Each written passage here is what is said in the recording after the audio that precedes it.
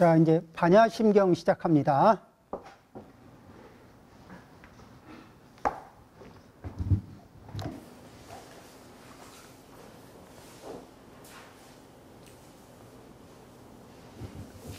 자, 이제 그 반야심경이라고 우리가 요약해서 알고 있는데, 그 현장법사가 번역한 이 경전의 원래 이름은 반야 바라밀다 심경. 그렇죠? 반야 바라밀다 심경입니다. 그 중에서 이제 우리는 어떻게 살펴보느냐 하면은 먼저 반야라는 말을 좀 살펴봅니다. 그리고 바라밀다 요 말을 또 살펴보고요. 그리고 심자도 살펴보고, 그리고 경자도 따로 봅니다. 그러니까 한 단락, 두 단락, 세 단락, 네 단락 이렇게 나눠서 보죠. 그래서 이제 이렇게 나눠서 보는 거를, 경의 제목을 그렇게 나눠보는 건 뭐냐면은 이 경 제목이 주어질 적에는 그 경 제목이 주어질 때는 어떤 특징이 있냐면 그 경 안에 이 경 제목에 요약된 내용을 포함합니다. 그러니까 지혜로운 사람은 그 경의 이름만 딱 봐도 아, 이 경 안에는 뭐를 얘기하겠구나 이런 거를 큰 틀에서 각을 잡을 수 있다는 거예요. 근데 우리는 이제 그렇게 한 번에 잘 안 되니까 그냥 한번 하나하나 설명을 좀 들어보는 겁니다. 그럼 이제 반야라는 말이 뭐냐 그러면은 프라지냐 반야라는 말은 중국 이제 우리 우리 뭐 한문으로 번역하면 지혜 그러는데 지혜라고 안 하고 왜 반야라는 말을 남겨놨느냐? 그러면은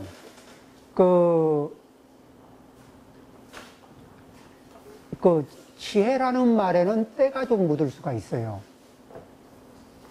그러니까 뭐냐면은 좀 총명한 사람도 지혜롭다고 할 수 있고, 그렇죠? 그 다음에 영리한 사람도 지혜롭다고 얘기할 수는 있어요. 그런데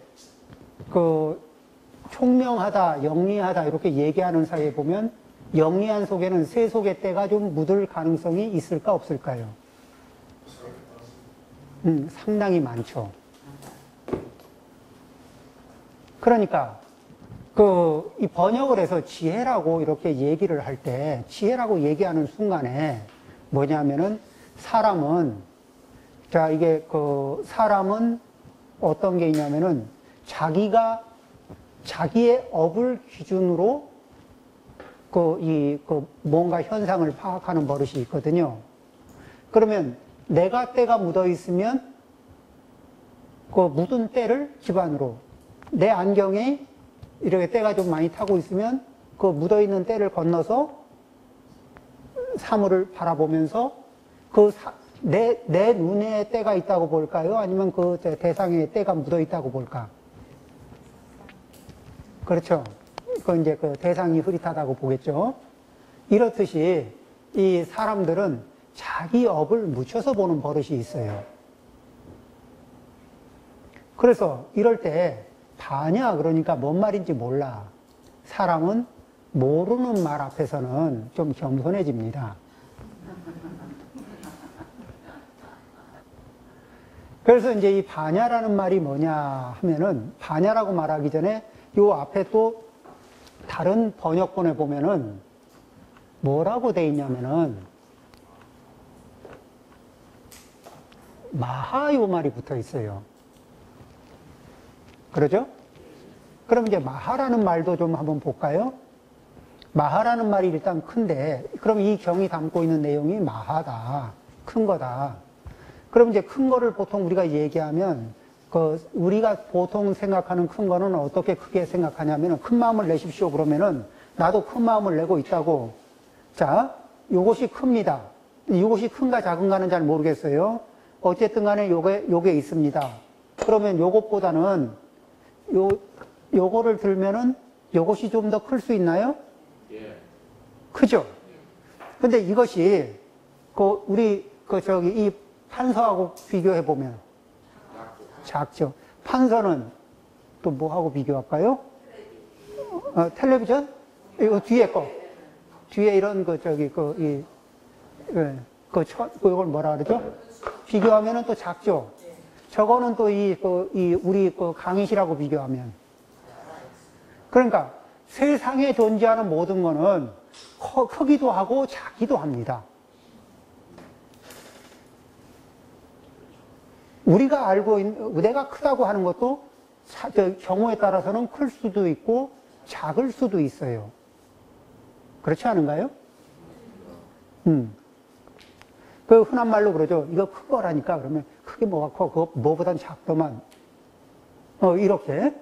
이렇게 이제 비교에 의해서 커지기도 하고 작아지는데, 마하라고 하는 말의 특징은 무엇이냐 하면은 비교를 벗어난 상태의 큰 것.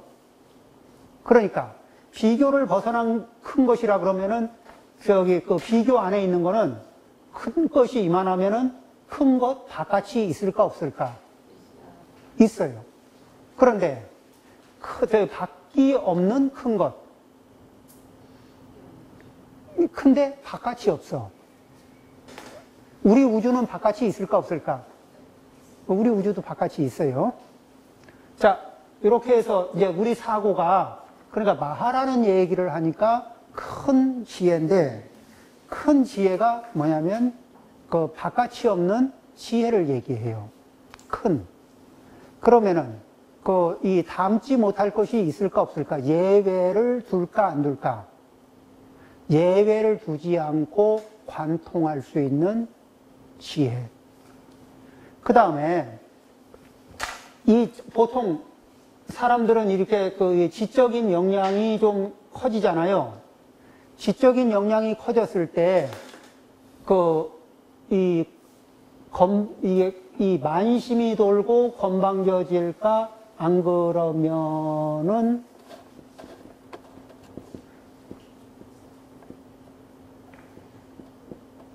청아해지는 그런 감각이 생길까?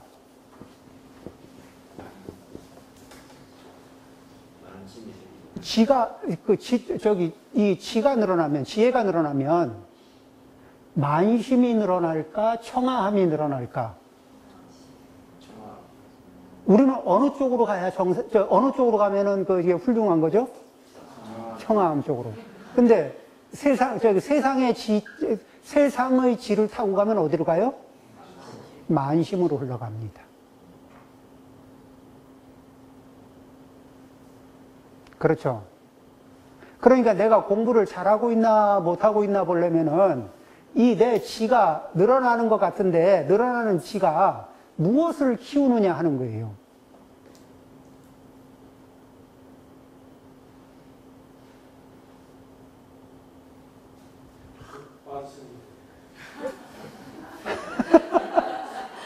여기 오면 매주 반성문을 써야 돼요.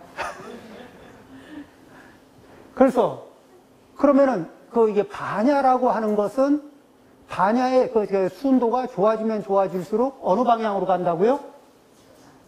청아한 쪽의 기운을 뿜어내는 거예요.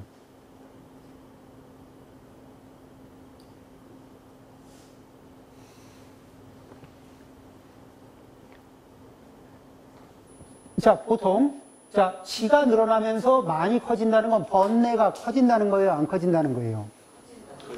아상이 커집니까, 안 커집니까? 커져요. 그런데 반야를 따라가면 아상이 사라지고 번뇌가 소멸하면서 청아한 상태가 된다는 겁니다. 그러니까 마하바냐 이렇게 들어갈 때 우리의 목표점은 어떻게? 나를 뿜뿜뿜뿜 하면서 만심을 키울 때는 이 만심은 무엇이죠? 내가 잘난 줄 알거든? 내가 잘난 거는 누가 자격을 인정했어요? 내가. 다른 사람이 아니고 내가 나한테 자격을 부여하거든. 상장을 내가 만들어서 내가 부여한 거하고 똑같아요. 그리고는 내가 부여했다는 걸 기억하고 있을까? 까먹을까? 까먹어. 그런데 상장은 가지고 있을까? 안 가지고 있을까? 자격증은 가지고 있어요. 그러니까 자격증이 있으니까 자격 행사를 해. 그런데 남한테 그 자격증이 잘 먹혀요, 안 먹혀요? 안 먹혀. 그러면은 내 자격증을 내미는데도 안 받아주니까 저 사람이 제대로 된 사람이야, 덜 된 사람이야?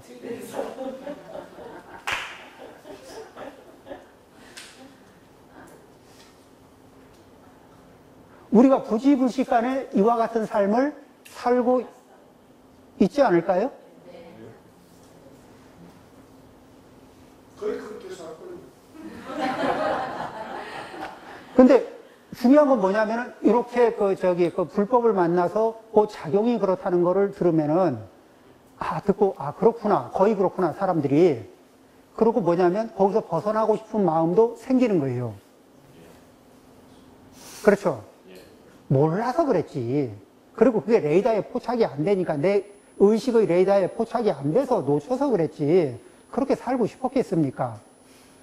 왜냐면은 내가 나한테 자격증을 세게 부여하잖아. 너는 다른 사람보다 5배는 훌륭하다? 자격증을 부여하잖아요. 그럼 내가 5배는 훌륭한 것처럼 행세를 하거든. 먹힙니까? 안 먹힙니까? 안 먹히는데, 안 먹히는 것 때문에 나는 섭섭하고, 다른 사람은 뭐예요? 되게 이상한. 근데 이 만심의 특징은 뭐냐면 인정 욕구거든. 좀 좋은 이미지로 인정받고 싶은 거예요. 근데 자격을 내가 나한테 부여하는 순간에 제가 좀 이상한 사람이 돼 있기 때문에 인정을 받는데 굉장히 장애가 생깁니다. 그쵸? 그러면 만심이 5개인데, 만심이 5개가 있어서 만심이 고픈데 다른 사람한테 이상한 사람이 돼 있으면은 나는 배가 고플까 안 고플까? 그러면 만심과 관련해서 나는 아귀 비슷한 상태가 돼가지 않을까? 기하의 허덕이는 만심과 그쵸? 자기도 모르게 기하의 허덕일 수가 있다고요. 예민해질 수 있는 겁니다.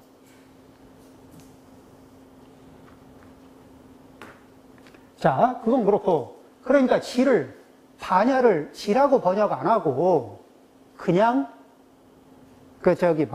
반야, 이렇게 놔둔 의미가 있겠죠? 그리고 왜 번역을 안 했습니까? 그러면 비슷한데 좀 달라요. 그게 얻어져서 이런 만으로 가는 거가 있으면은 아니고, 꽝이고, 이렇게 청아한 쪽으로 흘러가면은 맞습니다. 이제 이렇게 얘기할 수 있죠.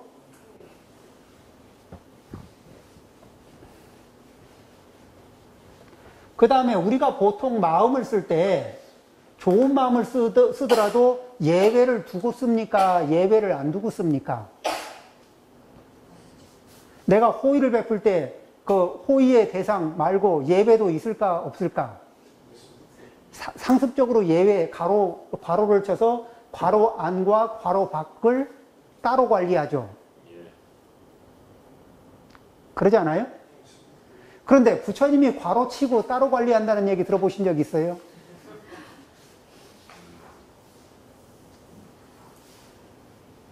관세음 보살님 보문품을 읽어보면은 거기에서 괄호 치고 제외시킨 중생이 있을까? 처음에 있었지 않나요? 예? 처음에 있었지 않나요? 이 경전에서 이렇게 설법하시고, 하시는데, 그 마음이 그런 흔적이 없어요. 그러니까 우리는 무엇을 배우는 거죠? 지금은 비록 괄호를 치고 살고 있지만, 그 괄호 치는 데서 그 괄호를 치울 수 있는 역량이 생기기를 바라는 거거든요. 근데 괄호를 어디다 치고서 망하냐면은 집안에서 치고 망해요. 식구들 사이에서 그 괄호 치고서 망하는 수가 나거든. 안 그래요? 그 다음에, 살기가 많이 안 힘들어집니까? 예? 가족이 이제 이 가로를 치면 살기가 엄청 힘들죠. 그런데도 그 과로를 못 걷어내요.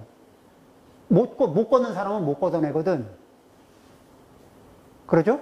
그거 좀 하지 마. 그래도 그거 하면은 그 당신도 괴롭고 뭐 하려고 그래 해. 그래도 못 벗어나요.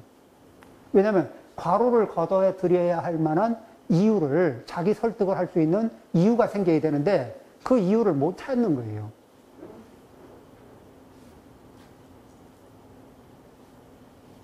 스님 그러면 말 잘 들으면 과로 벗어납니까? 아니.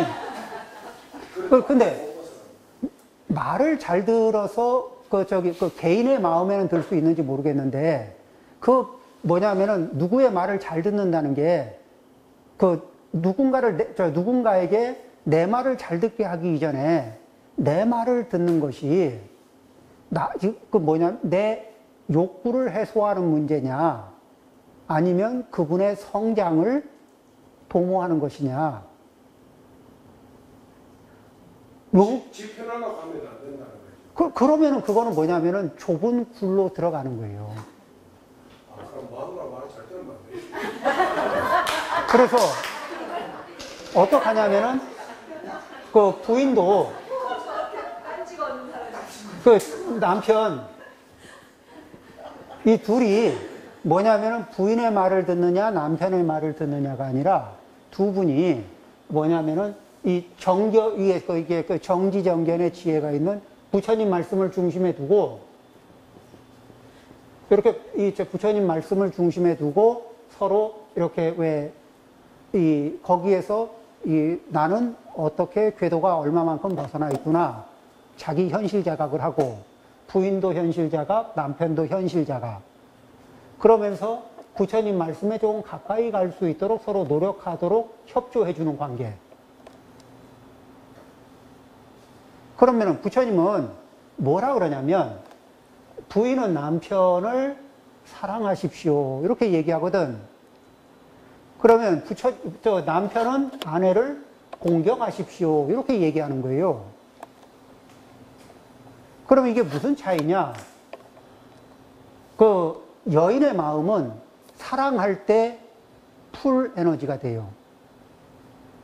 사랑을 담을 때 풀 에너지가 나오거든. 이 남자의 마음은 공경심을 담을 때 풀 에너지가 나옵니다. 사랑은 좀 나눠서 할 수 있어.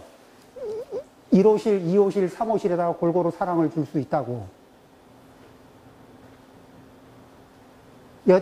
여인의 마음은 1호실, 2호실, 3호실에 골고루 공경심은 줄 수 있어. 사랑은 나눠줄 수 없어요. 그게 그 구조가 달라. 공경을 나눠줄 수 없다. 남자는 공경을 나눠줄 수가 없죠. 공경하는 대상을. 누구를 최고로 존경하면, 공경하면 그분을 공경하는 거고, 그분을 중심으로 도는 거지. 여기도 공경했다, 여기도 공경했다. 이거는 지조의 문제가 돼가지고 안 되는 거예요. 불경에 부처님 말씀도 부인을 남편은 공경을 하라 이래 나옵니까? 예, 그 육방예경. 그 유교 모든 경전에도 부인은 공경을 하라 이랬거든요. 공경해야 됩니다. 그러니까 불교하고 유교하고 상통하네. 이 공경해야 됩니다. 스님들 말씀 똑같고.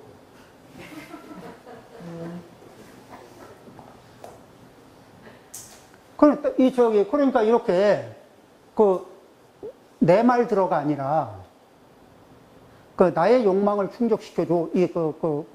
그러면은 뭐 이런 쪽이 아니고 그 다음에 뭐냐면은 우리는 그 부인으로부터 충분한 인정을 못 받은 남편도 불쌍하고 남편으로부터 충분한 인정을 못 받고 있는 부인도 불쌍한 거예요. 그리고 불쌍한 사람하고 살면서 내가 건강해지길 바라는 것도 되게 웃기는 얘기죠.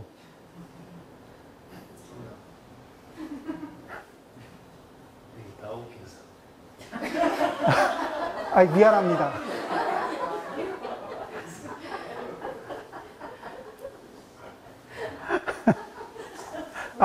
제가 말을 그렇게 세게 한 건가요? 시주 의문 같은 거 하나 여쭤보니까 예. 부인네들이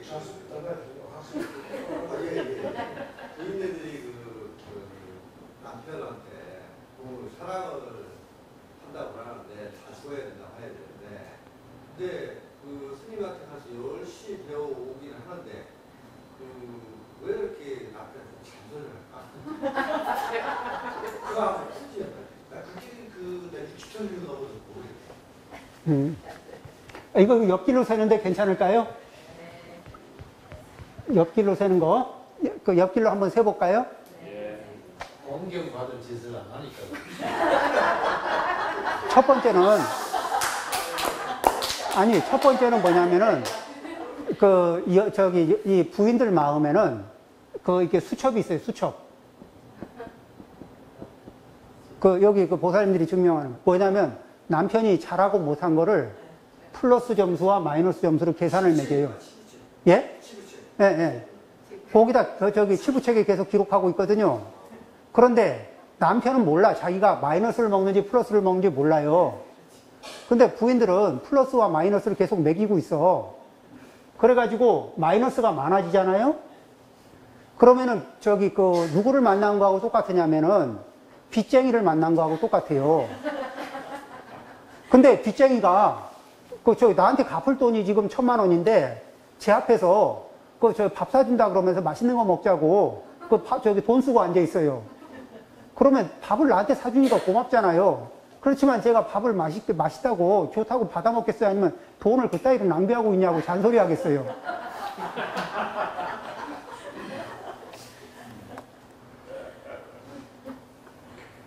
아니 그런데 스님 가정을 만들라고 하신 스님 어떻게 그렇게 아니 근데 이게 40년을 가까이 살았는데 그래도 모릅니다. 저희도 모르는데 그 스님은 어떻게 그래요? 예. 대단하십니까? 존경합니다. 불가사의하죠. 그 다음에 또 있습니다. 요거는 또 이게 이제 요런 게 하나 있고 또 하나가 뭐가 있냐면은 이거는 이제 생리적인 문제입니다. 뭐냐면은 여자들은 태어날 때 어머니 뱃속에서 태어나면서 난자를 갖고 태어나요. 평생 쓸 난자를 갖고 태어난다고. 그죠? 그러면은 부부가 결혼해서 좋은 자식을 갖고 싶어요. 근데 자기는 몰라. 자기는 모르지만 DNA는 알아. 그러면은 좋은 자식을 갖고 싶으면은 자기를 업그레이드, 이미 만들어진 기성품을 가지고 있는 자기하고 늘 생산이 새롭게 되는 남편하고 바라보면 누구를 업그레이드 시켜야 좋은 자식을 가질 수 있다는 희망을 가질까? 무의식이. 그러면 계속 업그레이드가 되라고 쪼우겠어요? 안 쪼우겠어요? 제가 식물원에 오랫동안 근무를 했는데요. 우리 자생아, 한반도의 자생아 중에 어무채라는 식물이 있어요. 네. 아주 아름답게. 네. 그 어무채는 꼭 호랑나비만 수정을 하고 네. 모든 게 특화가 돼요. 네. 그런데 연구 결과에 의하면 이 호랑나비가 암술 수술에 이렇게 그걸 하는데 좀 못한 어무채가 있을 거 아닙니까? 그 개체에 그걸 예를 들어 호랑나비가 뭉쳐오면 이쪽 다른 개체의 암술이 안 받아들이고 그냥 보관만 하고 있습니다. 그렇죠. 그런데 이 호랑나비가 온대로 다니잖아요. 네. 네. 다른 아주 튼실한 어무채에 딱 가면 그거를 수정을 해가 숯꽃가루를 그렇죠. 묻혀오면 그거를 축받아가 씨앗을 그렇죠. 그게 학술적으로 밝혀졌거든요. 그러니까 스님 지금 말씀하신 게 굉장히 정확하십니다. 그분도 하셨습니다. 대단하십니다. 그러니까 여자의 잔소리는 당연한 거예요. 이상하게 오늘 제가 수박 사고 이 평생의 미스테리가 좀 풀리는 것 같죠? 그 다음에 이제 또 이러는 거예요. 그럼 이제 여자들이 잔소리할 때, 첫 번째는 이 치부책에 계산서가 어떻게 돼 있나를 확인해 보고, 그게 아닌데도 잔소리가 나오잖아요. 그럼 물어보는 거예요. 앞으로 애를 더 가질 계획이 있냐고.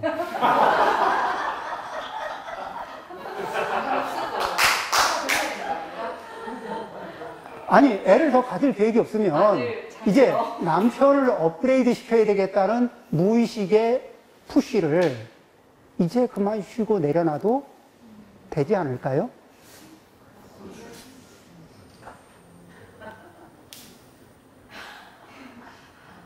딱그 시점 되면 바깥으로 많이 돌아.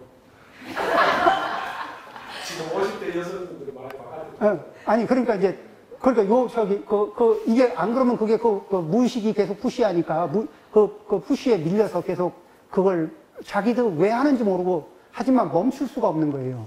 그런데 이렇게 정확하게 이유를 알고 물어봐 주면 DNA의 푸시가 별게 아닌 거예요. 모르고 당하면 된통당하고 알고서 스스로에게 묻고 대화를 좀 나누고 나면 그 세력이 현격하게 약화됩니다. 반야신경은 이렇게 심오한 뜻이.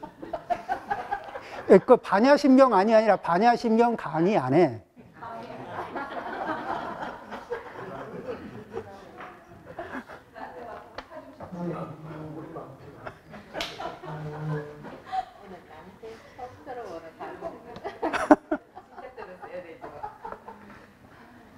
그거 이기는 방법은 그러려니